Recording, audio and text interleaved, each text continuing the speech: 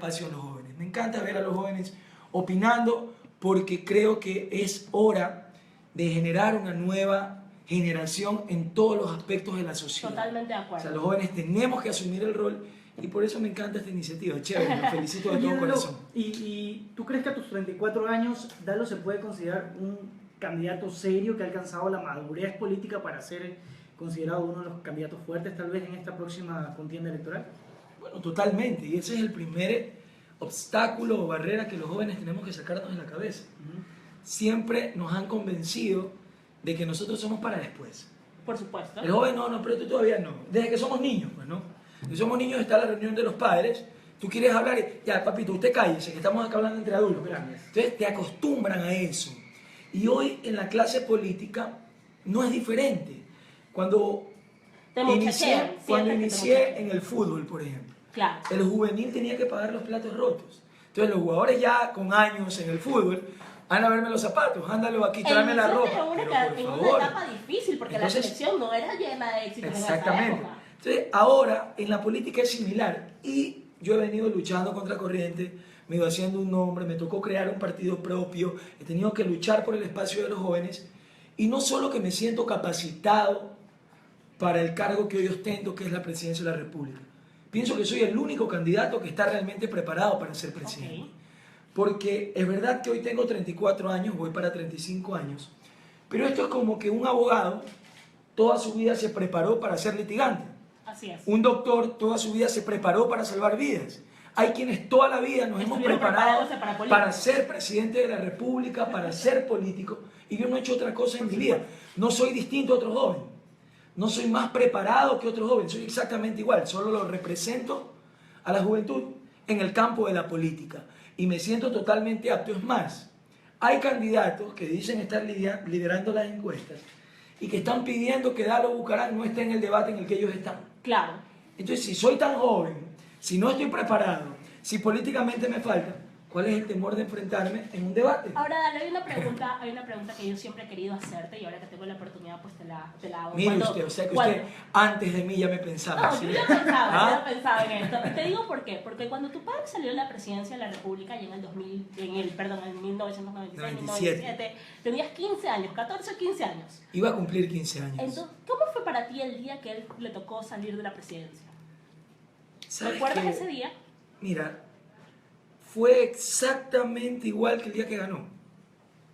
¿Por qué? Yo nunca me asumí ni me creí el cuento, soy el hijo del presidente. Yo estaba pensando en jugar pelota, en andar con mis padres. No conocí el palacio con mi papá. No te puedo creer, en serio. Fue 5 meses, 27 días presidente. Pero muchos pueden pensar nunca que en ese aspecto podrían haber... Hay presidentes que viven en el palacio, por supuesto. No, porque yo vivía en Guayaquil. Okay. Nosotros estudiábamos en Guayaquil, en el Colegio Salesiano Cristóbal Colón. Un saludo a toda la comunidad salesiana, cristobalina. Llevo en mi colegio en mi corazón. Y nunca me llamó la atención. O sea, el cuento ese que yo soy el hijo del presidente. Yo era feliz detrás de una pelota, entrenando con mis panas de las inferiores del Salesianos Club. O sea, no me comía ese cuento. Entonces, un día mi papá me llamó y me dijo, así textual, papi, ¿qué pasa? No, el papito ya no es presidente. Ya. Chao. O sea, no lo razonaste pues, con el peso, con el peso que estábamos en ese momento. ¿Sabes que no? Era un niño. Claro. Era un niño, empezaba mi etapa de la prepubertad, o mejor dicho, ya de la preadolescencia, perdón. Y para mí era exactamente igual. Yo quería a mi papá sano. Porque en su momento hubieron hasta atentados que hicieron asesinarlo en el palacio. Y gracias a Dios salió con vida. Para mí eso era lo único que importaba. O sea, para mí era exactamente igual si era o no era presidente. Para mí mejor porque lo iba a tener más tiempo en la casa. Obviamente después, cuando vas madurando y comprendes toda la lucha, todos los años de sacrificio con los que él tuvo que luchar, los exilios, la puesta de droga, y comienzas a revivir momentos de tu niñez ya de adulto. Entonces entiendes, wow, qué doloroso. Conectas las cosas. En tan poco tiempo haber sido derrocado por gente que no supo asumir una derrota. Y eso te comienza a causar dolor, comienza a crear sentimientos en ti. No entiendes por qué tanta injusticia, tanta persecución, por qué hay gente con tanta alevosía y tanto odio cuando tú eras un niño o lo sigues siendo. y ven en ti una herramienta de persecución a tu padre. Entonces, eso es doloroso, eso te decepciona y llegué a una conclusión. Ok. Nunca en mi vida seré político. ¿Eso lo pensaste Eso a es qué edad? joven. ¿A qué edad? Yo no quería saber nada de la política. Y mírate ahora. O sea, nunca hay el Congreso en mi vida, esos diputados son tales por cuales, cocinados peregrinos.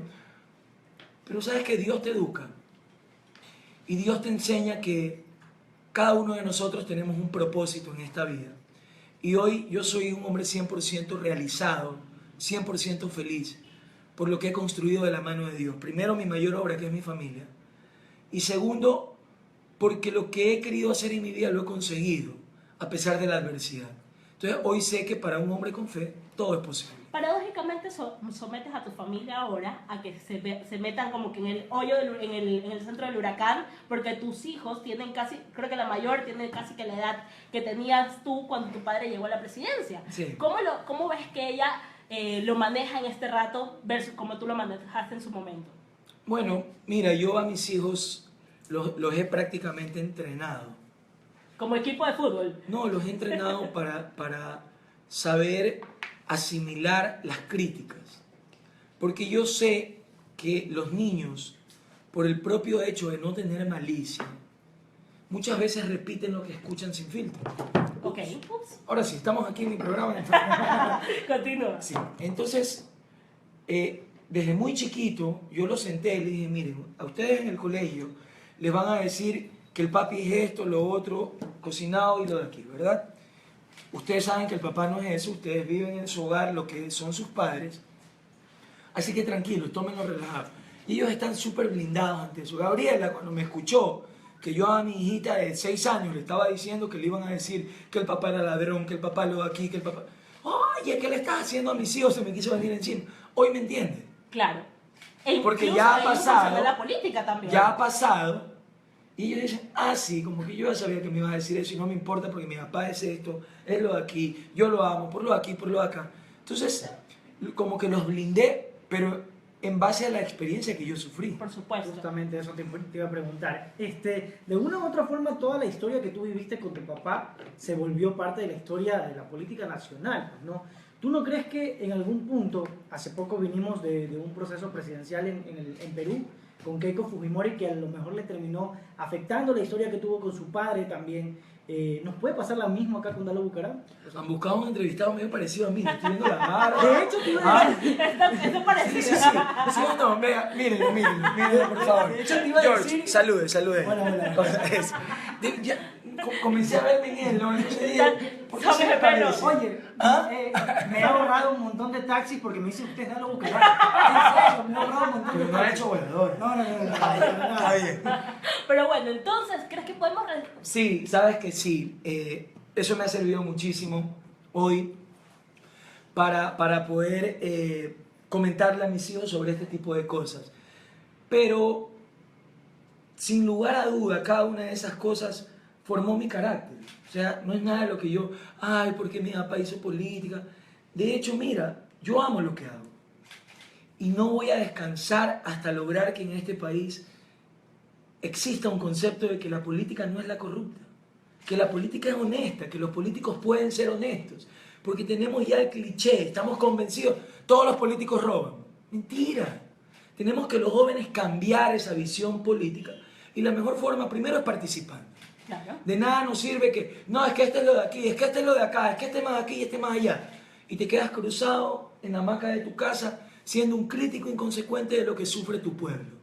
Entonces, mejor no opines.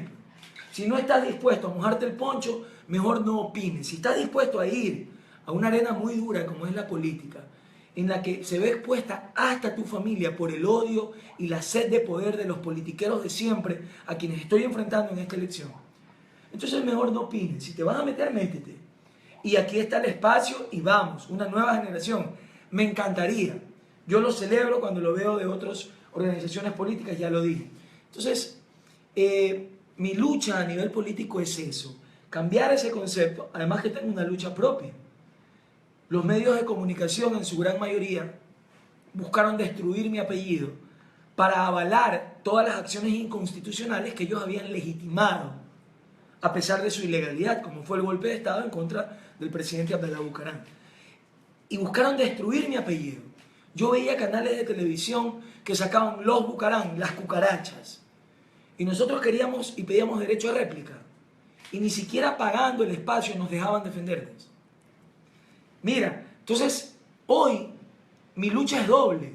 No solo por demostrar que puede venir un gobierno honesto, con un hombre que realmente ponga las cosas en orden, y para mí es poniendo a Dios en primer lugar y teniendo temor de Él. Pero además, con alguien que tenga una sed de revancha, de limpiar todo lo que los medios quisieron hacer con mi apellido. Y no han podido destruirnos.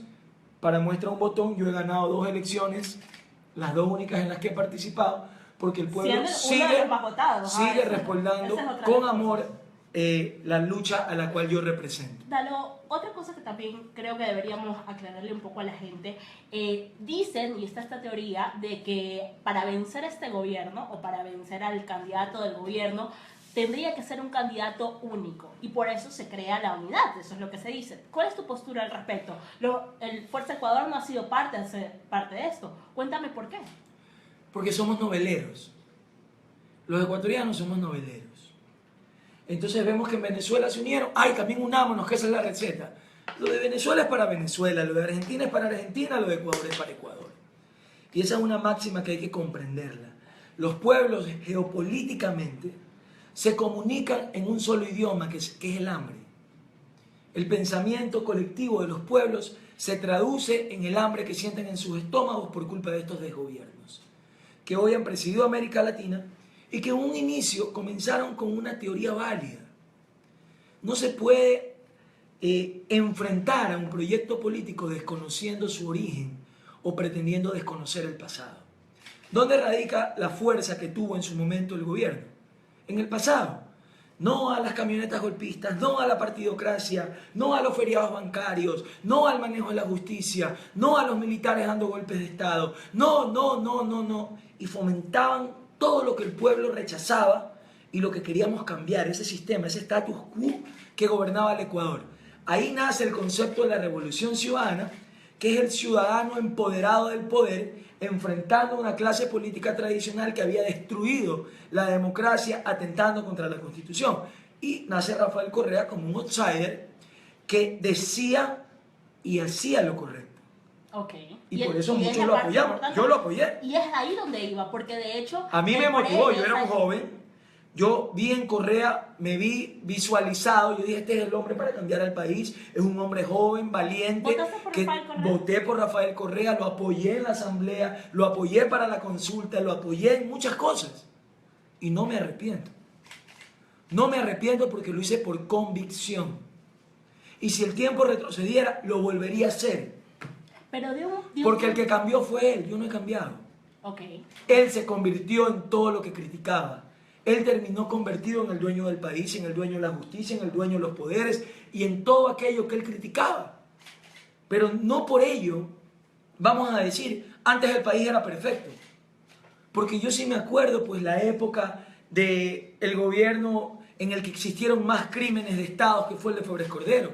Yo me acuerdo la época del feriado bancario, que hoy tiene un candidato representando el feriado que quiere ser presidente. Yo tengo memoria. Yo soy un joven que ha estudiado mi historia y por eso yo he coincidido en algo con Correa. No podemos olvidar el pasado.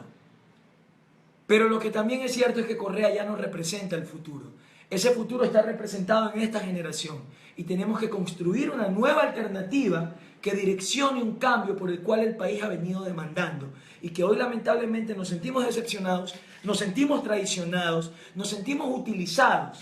Y hablo también de la juventud, no solo de la gran mayoría del pueblo que también está en su segmentación de jóvenes, sino de la gran mayoría del pueblo que se siente decepcionado de un gobierno que respaldó. No es que Dalo apoyó a Correa y hoy se siente traicionado y decepcionado.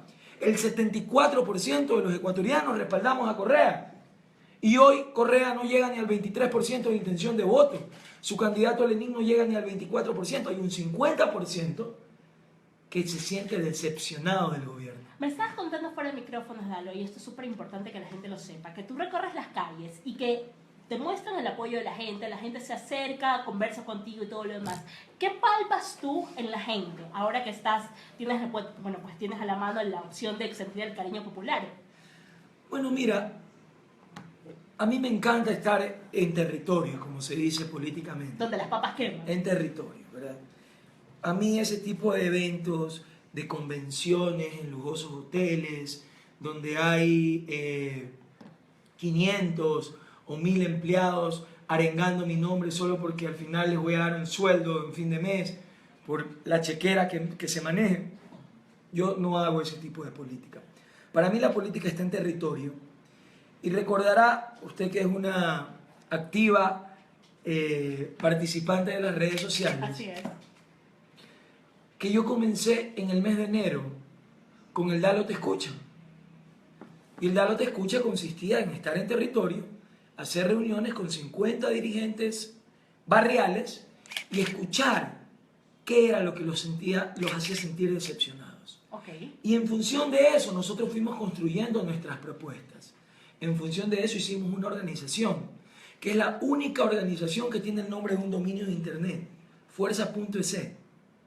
Es tan renovada nuestra mentalidad y está tan conectada con la tecnología y con toda esta nueva generación de los millennials, que entendemos bien lo que está viviendo la humanidad. Estamos en una nueva era, que es la tecnológica, que será la que traiga la bonanza a la humanidad hacia el futuro. Acuérdense. Entonces, nosotros comenzamos a recoger ideas. Y mientras todo el mundo hablaba de que la crisis, de que el PIB, que el endeudamiento, que es importante, lo manejamos, lo entendemos y estamos capacitados para debatirlo en cualquier área, nosotros, nuestra primera propuesta fue no a las cocinas de inducción. Se nos burlaban. Salían, pero ¿qué propuesta es esa? ¿Qué tienen que ver las cocinas con la economía del país? Por supuesto, nada que ver. Se nos burlaban. Y ha sido uno de los más grandes proyectos de este gobierno. Sí, se nos burlaban. Después todos comenzaron a hablar de las cocinas. Ahora todos escuchan. Ahora Lazo escucha, ahora Lucio escucha, ahora Cintia escucha, ahora todos escuchan. Comenzamos a hablar del no odio. Ahora todos dicen no odio.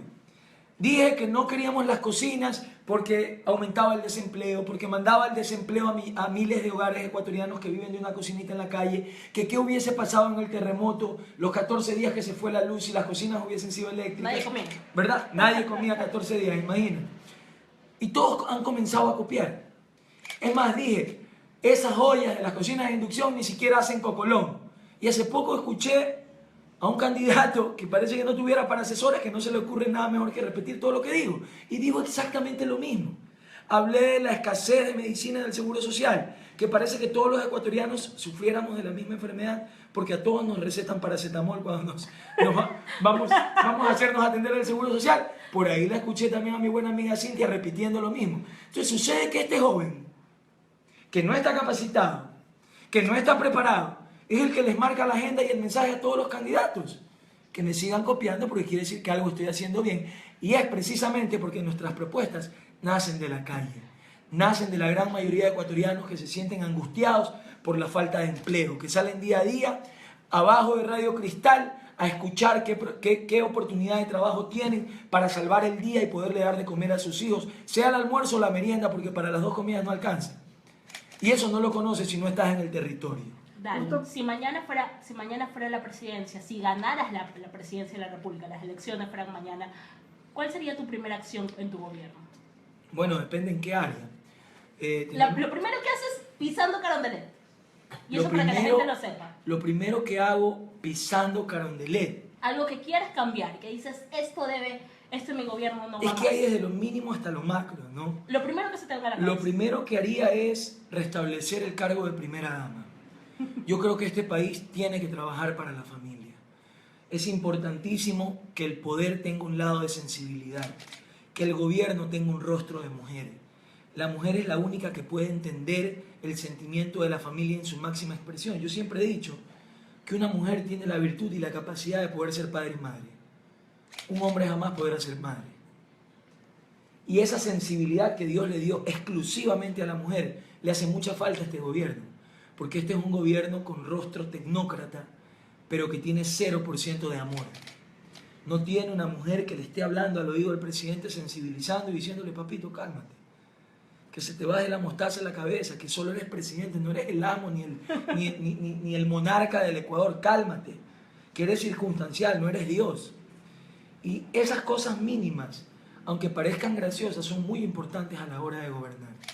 Y ahí pues obviamente hay decisiones en materia económica que serían inmediatas, como la eliminación de las salvaguardias para poder reforzar y fortalecer el camino de la firma de acuerdo con la Unión Europea, la eliminación del 5% del ISD, la eliminación del impuesto anticipado del cobro a la renta, del impuesto a la renta, del cobro anticipado del impuesto a la renta, y el decrecimiento del IVA del 14 al 10% o un cobro de IVA diferenciado de acuerdo a la realidad de cada provincia.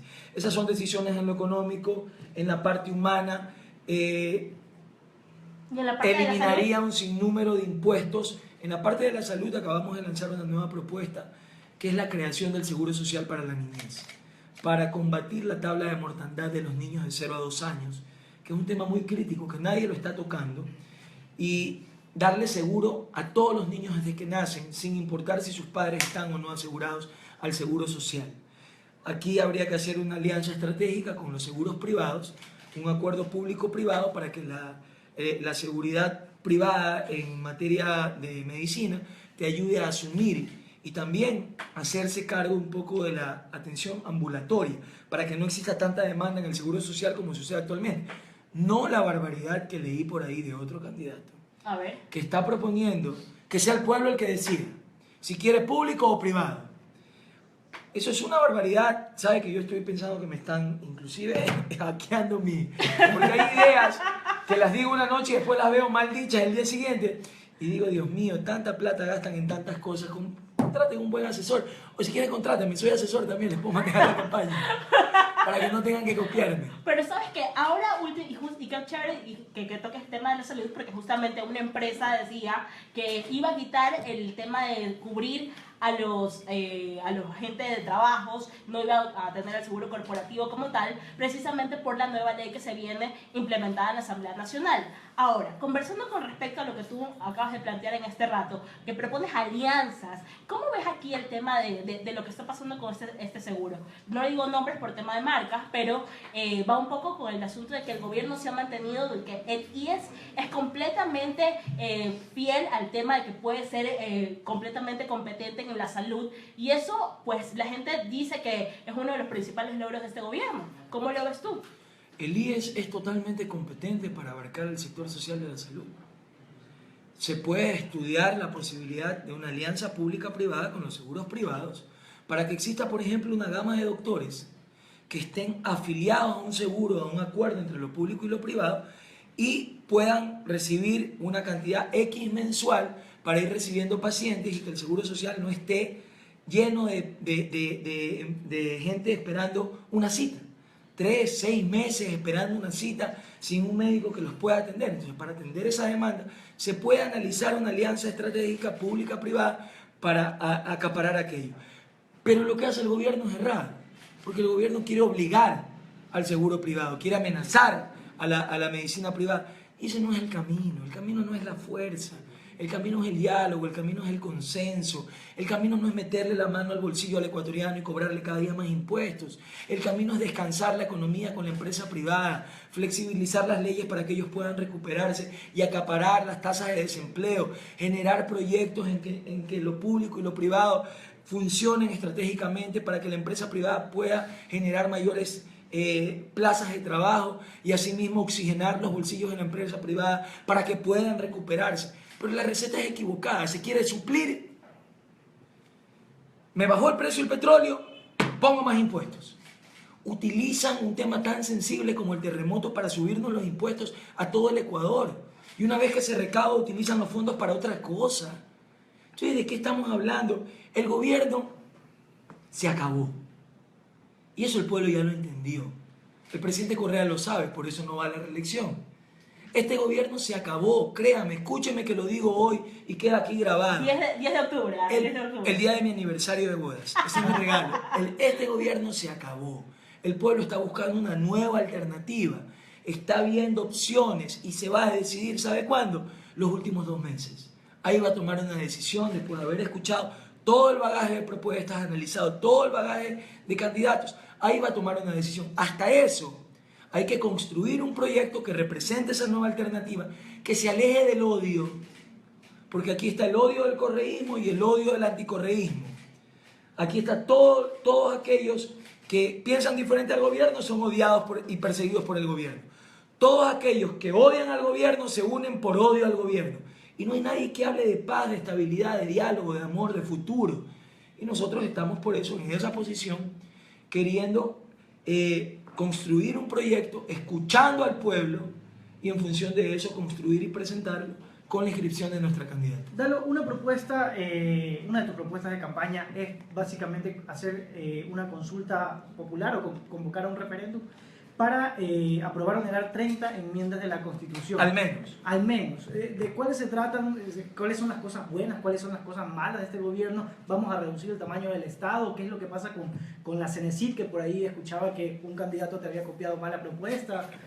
¿De qué se tratan esta convocatoria de referéndum? Mire, efectivamente, la quinta propuesta emblemática, como le decimos nosotros, es una consulta popular para el renacimiento económico y democrático del Ecuador. Pretendemos impulsar un proyecto de reforma o un proyecto de enmienda a la Constitución para cambiar al menos 30 artículos de la Constitución que permitan destrabar todo este sistema controlador que el gobierno ha diseñado y se permita tanto en la parte económica como política darle un proyecto de libertad al pueblo del Ecuador. Eso es lo que nosotros buscamos, pero consultándole al pueblo, no imponiendo nuestro criterio.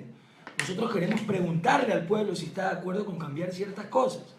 Dentro de ese esquema que hemos dicho, hay cosas que se han construido estos 10 años de la mano del pueblo que son positivas, que no se puede desconocer todo y decir, no, que esto es la peor desgracia que ha sucedido, que solo una bestia volvería a votar por... Primero porque es ofender a un electorado que ha votado por correo. Hay que tratar con respeto al pueblo. No porque el pueblo esté pensando diferente a ti en un momento, ya lo vas a ofender. Porque eso demuestra tu prepotencia y que solo quieres utilizarlo para el voto y para tú gobernar como te dé la gana. Y convertirte en lo mismo que hoy criticas. Entonces hay que ser flexible. El Ecuador es de todos. De quienes fueron correístas y hoy están decepcionados. También somos mayoría. Y me incluyo. Entonces, ¿cómo es posible? En algún momento, les cuento infidentemente, me agregaron a un chat de WhatsApp. Ok. Entonces Ahí estaba Andrés Páez, Álvaro Noboa, el uno, el otro. Estaban todos los que usted se puede imaginar. La ciudadanía debatía y los actores políticos leíamos. Pero un día leo a uno de estos que mencioné. En el Ecuador ya no hay espacio para un excorreísta. Los excorreístas tienen que irse a la cárcel. Y de estar leyendo al gobierno, pero desde el otro lado. Yo le digo, con el mayor respeto, yo me retiro de este chat.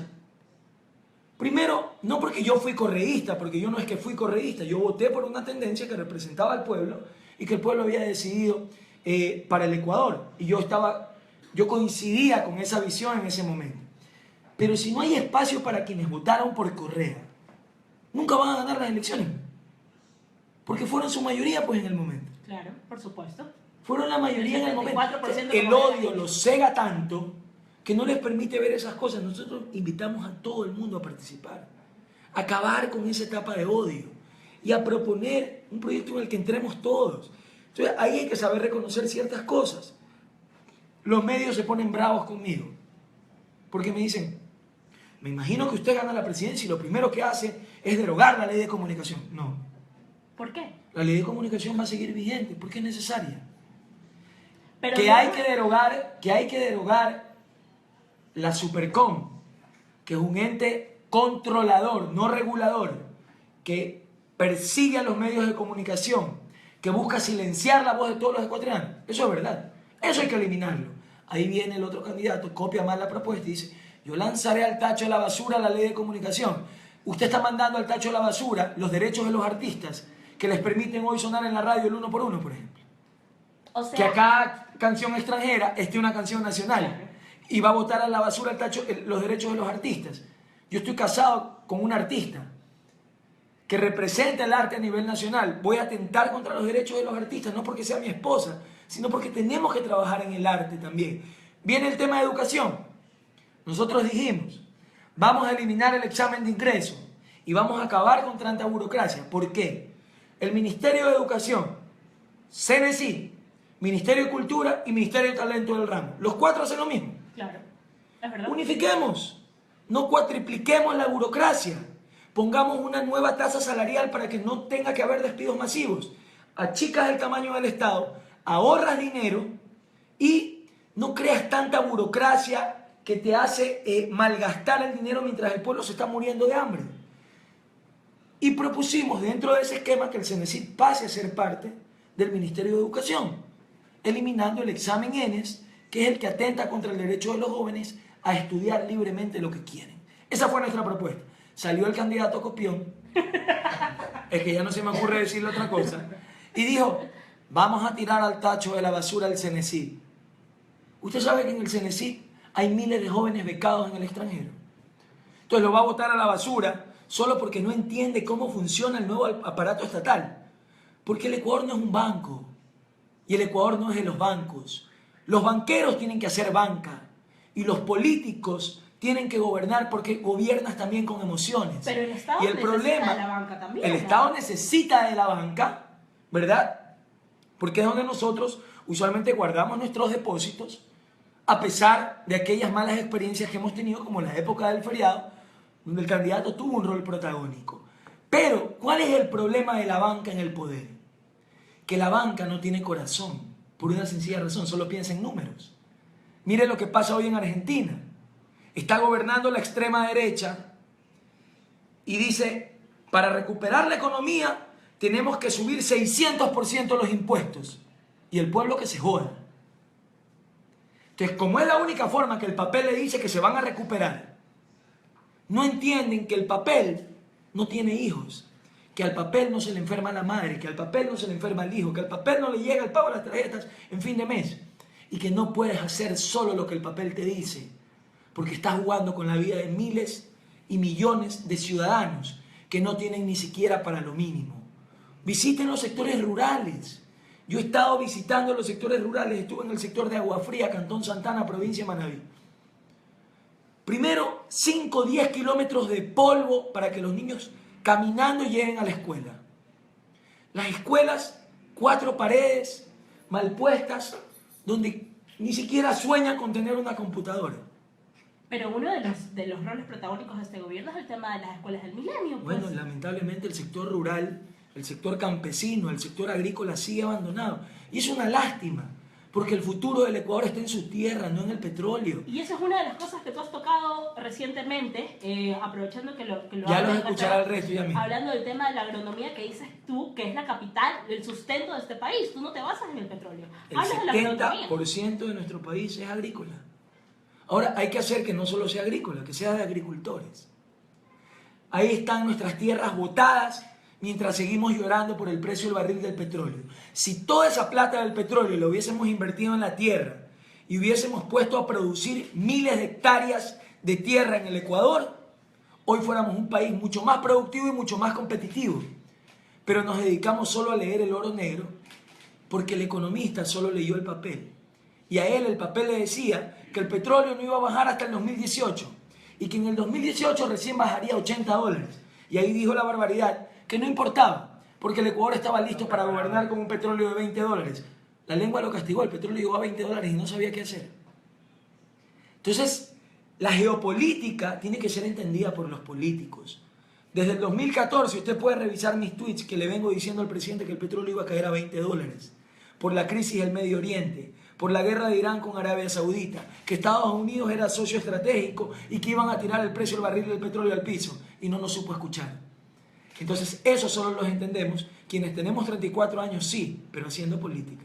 Ahora, hay un tema polémico con el tema del gobierno, y tú lo has tocado muchísimas veces, la gente estuvo hablándolo mucho tiempo, y es el tema del famoso convenio que tú hiciste con el gobierno. Y eso es importante que la gente lo sepa. ¿En qué consistía este convenio?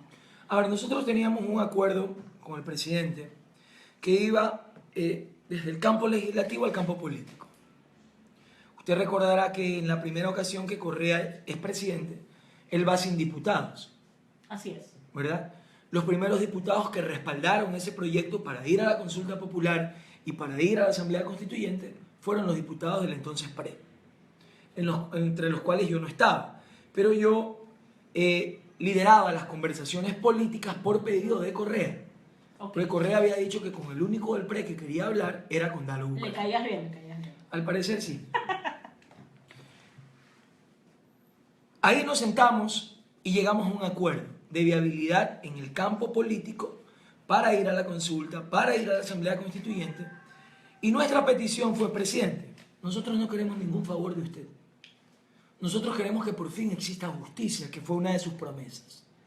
Cese con la persecución política de los socialcristianos, del febresborejismo, en contra de Abdalá Bucaram.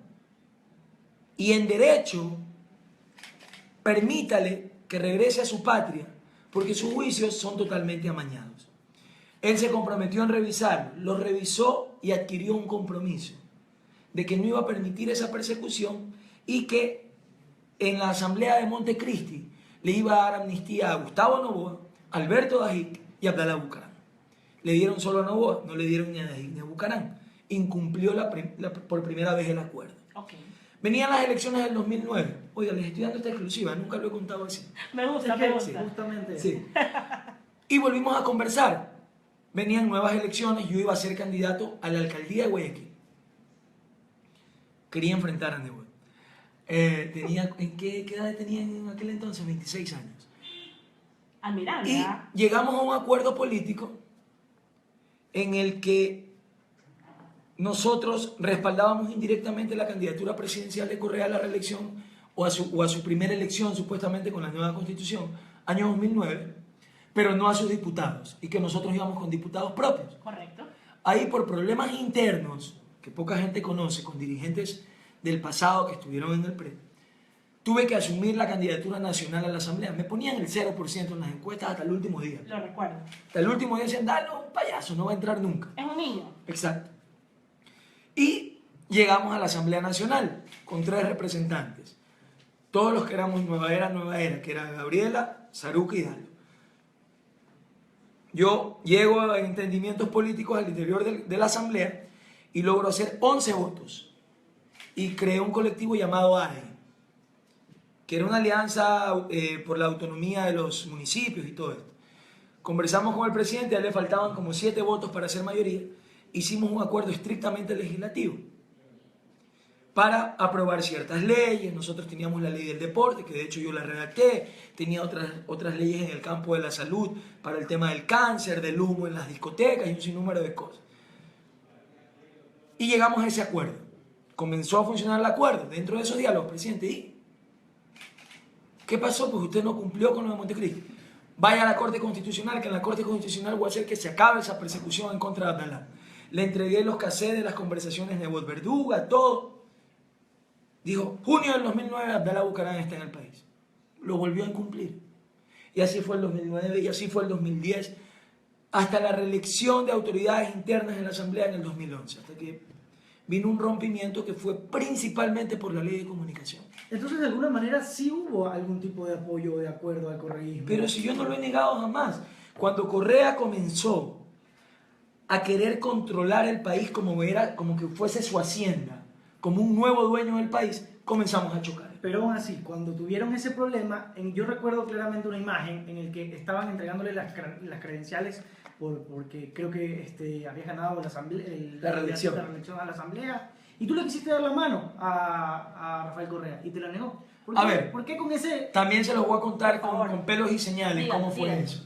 Porque uno lee tantas cosas en redes y a veces es gracioso, porque a veces yo pongo a leerme para conocer a Dalo Bucaram en las redes. Porque hablan de un personaje que no conozco.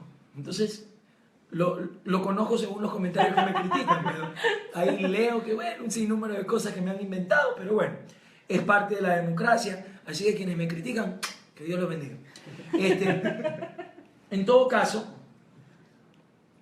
el acuerdo llega hasta que él comienza a querer tener ley de comunicación, quería hacer el tema de los policías, que lo llevó al problema de mátenme, El que no. 30 de ese. Simón.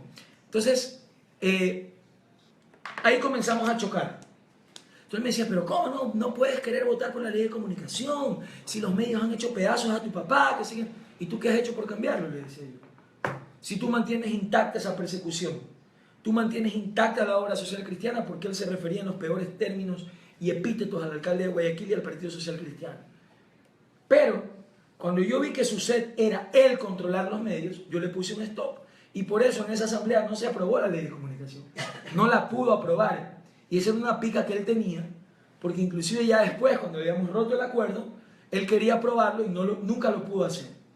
Lo pudo hacer ya cuando salimos de la asamblea, ya tuvo 100 asambleístas en el 2013. Entonces, cuando vamos a la reelección, hubo una etapa muy dura, porque ellos, al cogerme de los bolsillos y hacerme así con Contraloría, Procuraduría, Fiscalía y todas las entidades públicas, y no encontrarme nada, porque si hay algo de lo que yo puedo jactarme es que soy un hombre íntegro, camino en integridad absoluta, en honestidad absoluta. Me rebuscaron con compañías que no me encontraron nada. No se les ocurrió mejor cosa que perseguir a mi esposa. Entonces comenzaron, la botaron del canal, que ya no la botaban, que la regresaban, la tenían embarazada haciéndole hostigamiento laboral, la citaban a grabaciones y la tenían parada y no la dejaban salir al aire, la citaban para grabaciones de comerciales del canal, ponían a todos los talentos y ella la dejaban parada a un lado y no la dejaban participar, estando embarazada. Entonces querían hostigar mi paciencia, porque sabían que obviamente si se metían con mi esposa iban a desestabilizarme, porque a nadie le gusta la cobardía de ver un gobierno persiguiendo a una dama. Incluso hubo una ¿verdad? polémica de que supuestamente querían quitarte a tus hijos, que llegó hasta ese punto. Parece que Alexis no entendía que no era... Parece que él pensaba que estaban entre iguales y no entendía que era hombre y mujer, no eran dos mujeres. Nunca lo entendí. Y viene un punto crítico donde comenzamos a chocar y se subió demasiado el tono. Y es algo de lo que yo me arrepiento. Y lo digo públicamente. El arrepentirse no es malo. El arrepentirse viene de un concepto griego que es cambiar la visión, cambiar la forma de ver las cosas. Cuando uno se arrepiente es señal de que estás progresando, de que te estás constituyendo en un mejor ser humano. Entonces, ya me puse a dudar si es del griego o del hebreo. Bueno, ya me voy a acordar. Sí, que después dicen, no, es del griego, que sí que... Los opinólogos. Ya, los ya, opinólogos. los opinólogos. Está bien, está bien. Continúa que Es un lapsus brutus, que tiene más de brutus que de lapsus. Esta parte de la historia Ya. está buena. ¿eh? Entonces, nos dijimos de todo. Y yo me he arrepentido honestamente de eso. ¿Sabes por qué? ¿Por qué? Porque como padre de familia, me tocó vivir el año pasado algo duro. Llegó mi hijo llorando del colegio con 8 añitos, porque le habían dicho que su padre era un ladrón. ¿Sabes que lo primero que a mí se me vino al corazón fue pensar en todo lo que tienen que leer los hijos de Correa? Por Y supuesto. todo lo que tienen que sufrir. A veces hacemos críticas y verme también sentado en esa silla de crítica al hombre, no al político, al hombre, al padre de familia, adjetivizando la política, me llevó a ese arrepentimiento y hoy definitivamente no lo volvería a hacer. No llevaría la política a ese plano personal y me siento mucho mejor haciendo política desde aquí, desde el no odio. Yo puedo tener muchas diferencias con Rafael Correa, pero volver a una pugna personal, decirle, no, que veámonos aquí, como se lo dije muchas veces, Por supuesto, lo no lo volvería a hacer. No lo volvería a hacer. Y ahí vino el hecho de la reelección. Yo efectivamente gané la reelección y fui el único asambleísta no gobiernista que se metió al teatro sin seguridad, sin nadie, un teatro lleno de correístas. Así es. ¿Cómo te sentiste en Que ese desde que rato? llegué, Como estadio. como ay, estadio. ya te imaginarás todos los cariños que me gritaban. ¿no? ¿Recordás tu época de futbolista? De futbolista, ya estaba acostumbrado. Yo estaba con el aceite de Johnson de mi hijo, bañadito. Todo me rebalaba. Entonces, Correa se sorprende, porque llamaban a los otros asambleístas no gobiernistas y ninguno estaba. Cintia Viteri no estaba nada más. Pero yo sí estaba. Entonces, cuando dijeron a Abdalá Bucaram, él pensó que yo no iba a estar, no me había visto. Y yo, pum, me paro en medio de todo el mundo y salgo. A lo que voy caminando, lo escucho a Glass que le dice al presidente, no, yo no lo voy a saludar. Bueno, la decoración del lugar. Yo vengo caminando así, saludo al uno, saludo al otro, creo que 4 personas. Aquí hay un florero grande, decorativo. Yo tenía que hacer esto y regresar. Como los había visto que no me iban a saludar, yo dije, voy a hacerles un saludo reverencial a la autoridad del presidente y del vicepresidente. Respetuoso. Hago así, está el video, yo hago así, continúo y allá sigo saludando ya sin sin el florero, ¿verdad? Todo el estadio, todo el teatro me comienza a chiflar, oye, majadero, saluda al presidente.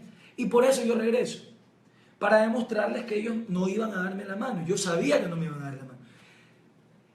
Me pareció una chiquillada. Quizás el error mío, ¿dónde estuvo? No ir de entrada. Claro. Ir de entrada, que me dejen con la mano estirada. Sí, hay que estar en el lugar, hay que pensarlo después, ya con la... Yo creo que fue una inmadurez de ambos. Fue una inmadurez de ambos. Yo por no pasar el mal momento, después regresé para evidenciarlos. Fue una inmadurez de ambos, tanto del presidente, del vicepresidente y del asambleísta.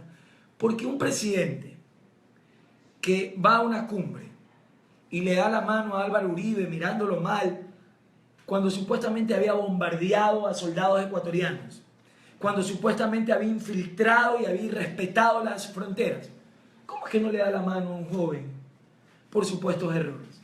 Entonces, me pareció una chiquilla de ambos que se convirtió como todo lo que se viraliza, ¿no? En memes, en comentarios de... Fue genial, caso, porque fue todo una polémica. En todo caso, creo que no le hicimos daño a nadie no dándonos la mano, ¿no? Pero si volvería a vivirlo, sencillamente me acercaría y demostraría que hoy Correa puede decirme lo que sea. Yo no voy a llevar esto a plano personal. Para mí él es el presidente saliente. Él se va a Bélgica, él está ido de este país. Y políticamente yo tendré que enfrentar a los candidatos del continuismo, que ya han dicho inclusive que si no ganan la asamblea van a obedecer a Correa en su pedido de llamar a muerte cruzada, demostrando que no elegiríamos a un presidente y un vicepresidente, sino a un binomio de títeres que harían lo que Correa les ordene. Ahora, Dalo, ¿qué pasaría en el caso de que en estas elecciones no ganes? Y que mucha gente diga, porque mucha gente lo dice, que no vas a ganar, que eres uno de los candidatos que ya se sabe que representa al pasado, porque te asocian con el PRE, te asocian con tu papá y muchas cosas más. ¿Te volverías a lanzar? A ver, eso es curioso, ¿no? ¿Hay un límite para lanzarse? Eso es curioso, porque a todos le encuentran un punto de crítica. Por supuesto. No, es muy joven para ser presidente, pero representa el pasado. Si tú te quedas como que, o es muy joven o es pasado. Ponte de acuerdo, ¿no? Ponte de acuerdo. Entonces, dentro de ese marco de llevar una política honesta, de propuestas, de no insultos, de no odio, yo no comenzaría a analizar si el presidente Correa o el vicepresidente Glass son aptos por el buen o mal pasado de sus padres para ser presidente o vicepresidente. En mi caso es lo mismo. La única diferencia es que yo honro a mi padre, que yo lo defiendo, como tiene que hacer cualquier hijo. Un hijo no está para juzgar a los padres. Un hijo está para honrar a su padre y a su madre. Y eso lo sabemos todos aquellos que provenimos de una familia en la que se nos ha inculcado el amor. Dicen que la sangre es la única que acude a la herida sin ser llamada. Y así nos comportamos quienes amamos a la familia. Jamás lo que nunca van a conseguir mis adversarios es conseguir de mí un epíteto en contra de mi padre. Yo siempre lo honraré, siempre lo defenderé, siempre lo amaré, porque él supo crear en mí vínculos de amor en mi niñez que hoy me hacen defenderlo como yo quiero que mañana mis hijos me defiendan a mí. Ahora, Dalo, si llegas a ser presidente, y esto es algo y la hipótesis no consentida de que no sea presidente en esta, no la consiento, porque la elección está para mí. Ok. Créanme. Usted pensará hoy que no, pero es que no le alcanza, o lo que están diciendo ahora, pues no es en esta, es en la próxima. Esta no es la edad, es la próxima. Esa es clara. ¿Está bien? Clara. Está bien, ese es como, no, es un ejemplo muy crudo, pero fuera del micrófono se lo voy a contar. Ok, pero ahora es algo importante y la gente debe saberlo. Si Dalo Bucaram llega a ser presidente, ¿Abdalá Bucaram hasta aquí el día siguiente? A ver, si Dalo Bucaram es presidente, la posesión formal debería de ser el 24 de mayo. Correcto. Abdalá Bucaram tiene que venir al Ecuador el 27 de marzo.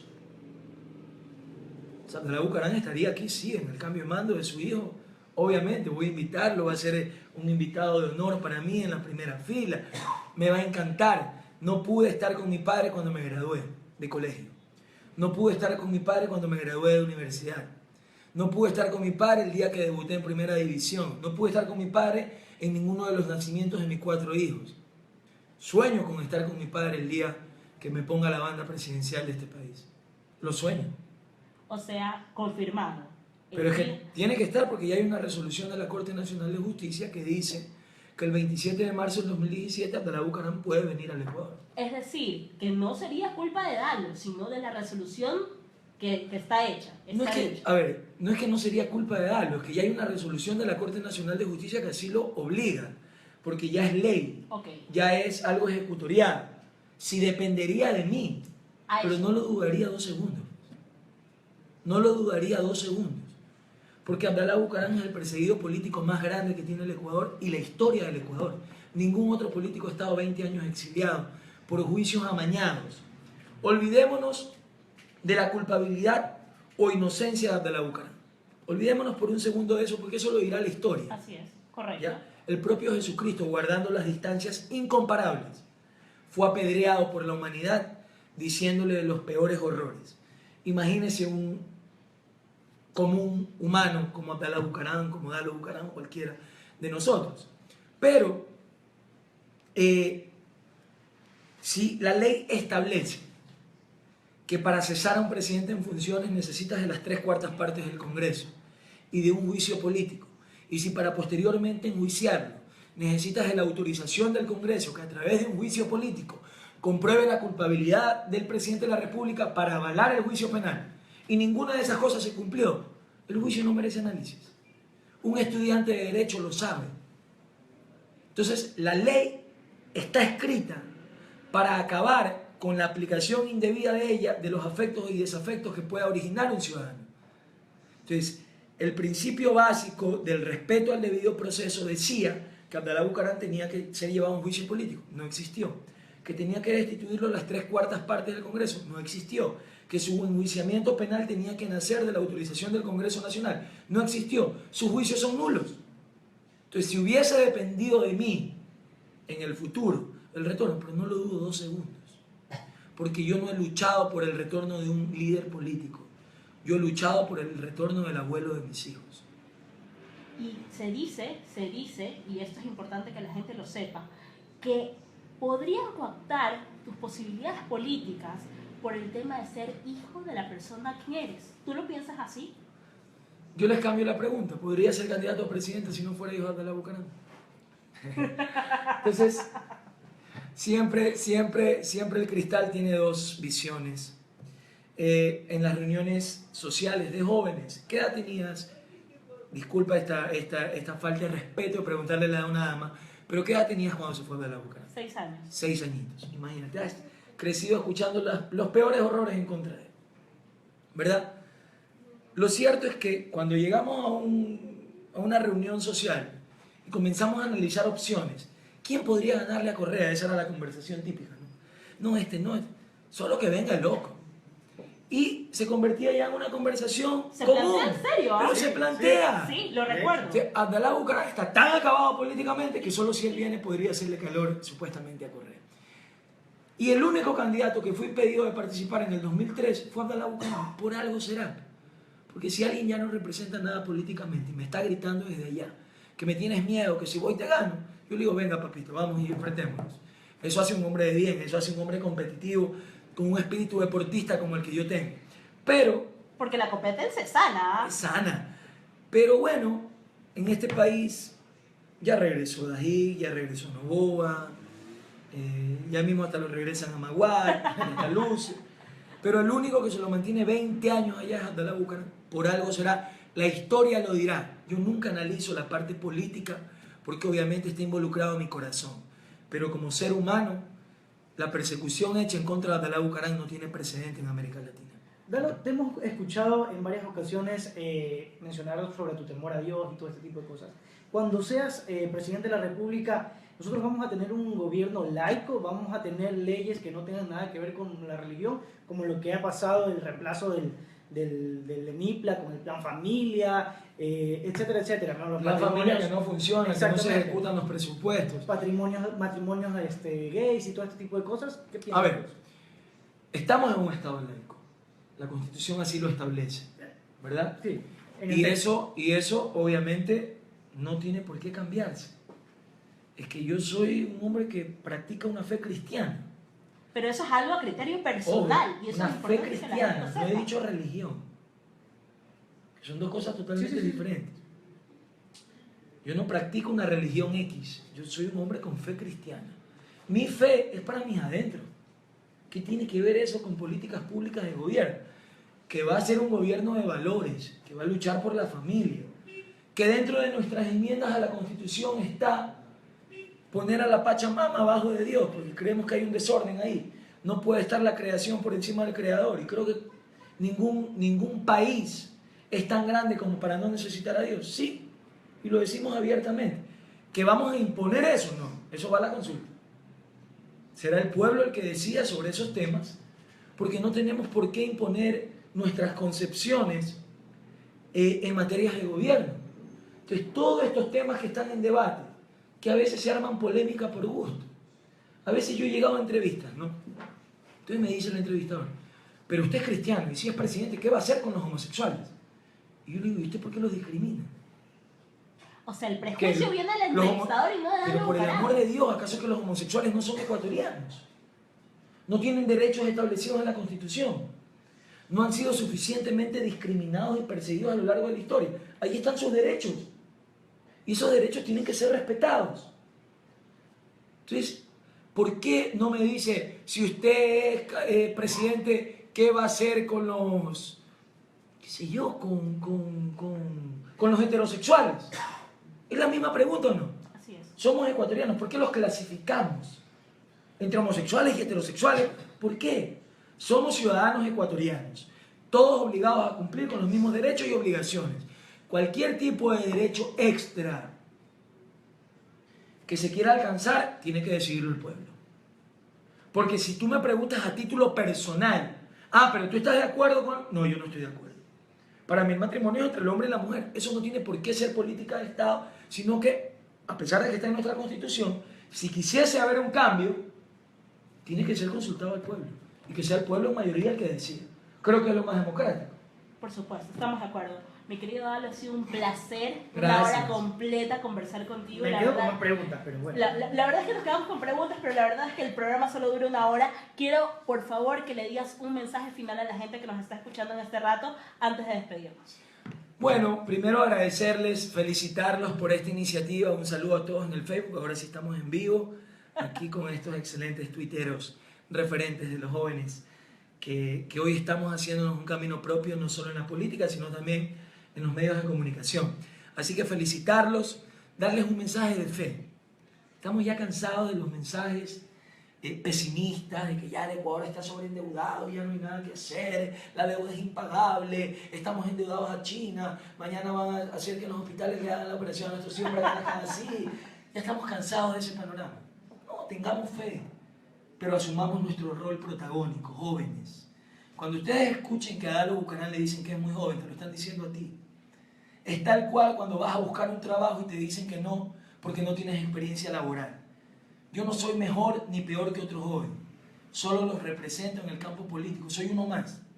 Soy el que está levantando esta bandera de la juventud en la política y me siento orgulloso de representar a los jóvenes en esta contienda.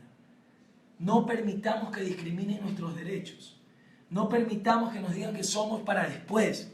No, nuestro futuro es hoy, es ahora, lo construimos ahora, porque el país que vamos a tener en 10, 15, 20 y 30 años lo vamos a habitar nosotros si Dios nos da vida, y no podemos encontrarlo jodido por la vida de unos pocos que hoy quieren ser presidentes y que representan a los políticos caducos de esta nación. Esto ha sido Dalo Bucaram para ustedes. Muchísimas gracias por habernos acompañado. Mi querido George, muchísimas gracias por haber estado acá y traer las preguntas de la gente de las redes sociales. Solo para terminar, por favor, fue dígame. elegido en casting. No, para nada. Debí haberlo hecho. Debí Sí, haberlo ¿no? hecho. Ahora nos sacamos la foto. Le falta la chiva, Nos nada falta la más. chiva ahí. Si le sale aquí, o todavía no. No se une, todavía no se une. Todavía no se une. Está bien, está bien, está bien. Está en camino. Muchísimas gracias para todos los Dale, que... muchísimas Barcelonista, gracias. ¿verdad? Por supuesto. Es usted. MLXista. Bueno, estamos todos, está bien. Está bien. Muchísimas bien. gracias a todos. Y conmigo, señores, hasta el día de mañana. Gabrielita. Chao a toda la gente en Facebook. Gracias por seguirnos. Aquí estamos con estos representantes millennials. Dana, George, para que se despidan de nuestra gente en Facebook. Muchísimas gracias por todo, ¿va? Muchísimas gracias a todos los que nos han escuchado, ¿no? A través de Pixel Radio. Chévere. Todo eso para tomarles la foto. Le voy a llevar este alfajor a Charlotte. No me gusta. Sí.